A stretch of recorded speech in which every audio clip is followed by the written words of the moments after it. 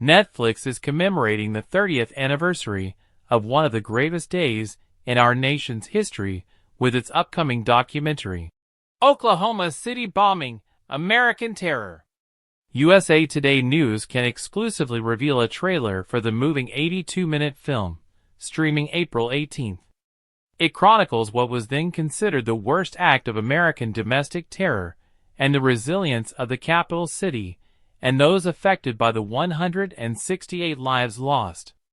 On April 19, 1995, Timothy McVeigh drove a large rented truck containing a 4,800-pound bomb to the 9-story Alfred P. Murrah Federal Building, where several federal agencies, including the Secret Service and Army and Marine recruitment, had offices employing hundreds. A daycare center also operated on the property. McVeigh, an Army veteran who served during the Persian Gulf War, explained his motives for the anti-government attack in a letter published by The Guardian. Foremost, the bombing was a retaliatory strike, a counterattack for the cumulative raids and subsequent violence and damage that federal agents had participated in over the preceding years, including, but not limited to, Waco. McVeigh wrote, referencing the fatal standoff between law enforcement and cult leader David Koresh exactly 2 years before the Oklahoma City bombing. At 9:02 on that fateful spring morning, the bomb exploded, causing 1/3 of the federal building to crumble.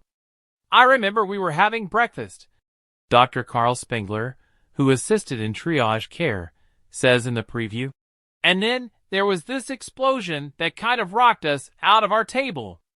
The whole front of the federal building is gone, a voice describing the emergency says.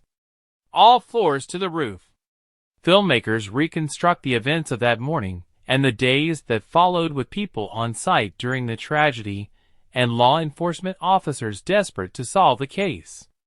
I thought maybe I was dead, remembers survivor Amy Downs, who worked in the building. I realized I was buried alive. The preview touches on the rage lodged at Callus McVeigh. A child smiles while holding a cardboard sign that reads, Oklahoma Justice hanged a sucker. A woman interviewed at the time declared to the camera, I think they should let him loose out front and let everybody have at him. Everybody that has somebody in the building. Renee Moore, whose son attended daycare at the federal building, begins in the trailer. We have to live with this. Her pain, marked by tears, is a stark contrast to McVeigh. He can be heard saying coldly, Am I remorseful?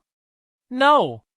It's the same alarming attitude that USA Today News reporter Kevin Johnson experienced in a 1996 meeting with McVeigh, who was executed in 2001.